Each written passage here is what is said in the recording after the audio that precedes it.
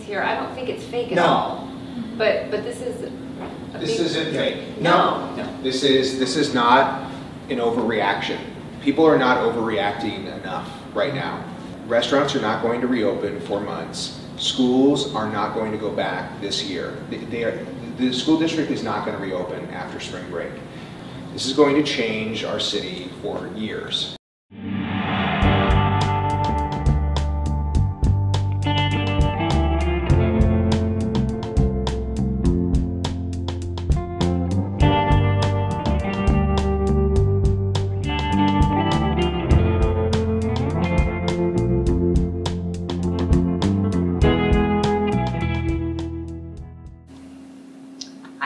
This is Melissa Evans over at the Long Beach Post. You know, I never imagined we would be in this situation. We're up to 12 now. Things are changing so fast.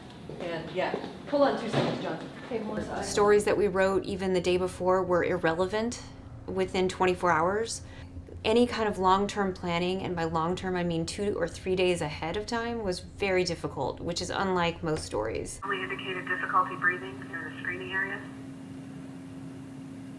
I think that was them screening for a possible coronavirus patient.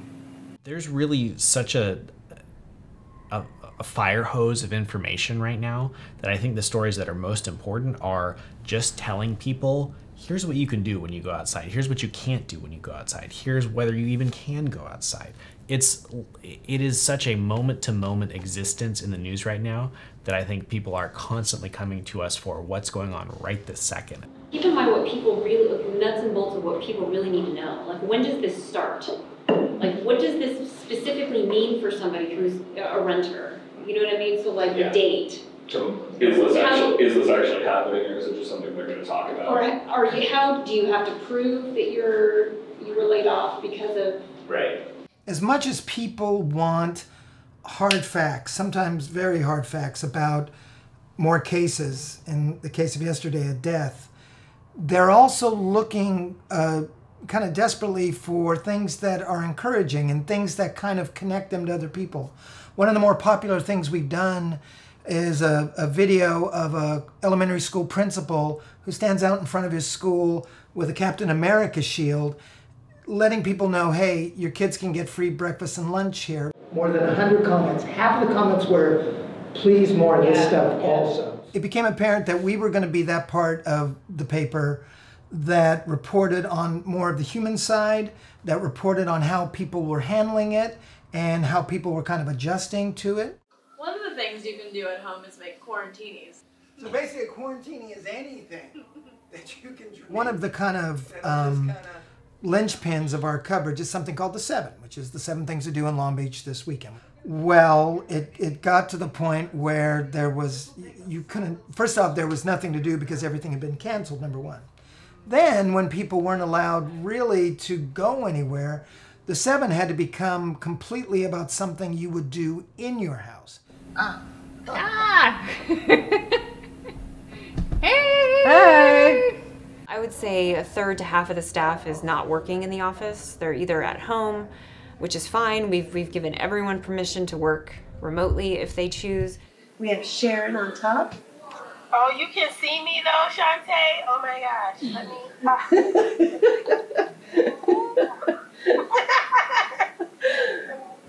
Can't have any contact with you. No contact. It's for your own protection. I don't think it's really sunk in for anybody yet what life is going to be like for the next 2 or 3 months. There's people in my personal life saying, hey, what's going on? What's happening here? What should we expect? And most of the time the answer is, I don't know, because nobody knows right now. The last 2 weeks, I've had to put in some measures to guard against burnout because we've got a lot of people working a lot of hours. I have no idea how many hours I've worked in the past 2 weeks. I don't think anybody here knows because it doesn't really turn off when you go home. This is everybody's life now. We have a newsroom of people who are working around the clock to tell this story, to help answer questions, to keep our community informed. The Long Beach Post is the most read publication in the city. People trust the work that we do. And key to our success is that we don't have a paywall. And what that means is that we don't meter access to our content, to our reporting. We believe that people should be able to read information about their community regardless of their ability to pay for it. But because we essentially give away our product for free, because it's essential to our mission, it means that we rely on the support of the community. Over 1 million people a month read the Long Beach Post. And if each person just gave us $1, we would be good for the entire year. If you have an idea, do it. Just do it, try it. Steve and the high-low team are doing all kinds of stuff. Brian's all over restaurants. It's like, that's the great thing is we have these people with all these different strengths and contacts. All in all, it's gone very well. This is a great team, and everyone has handled this extremely well.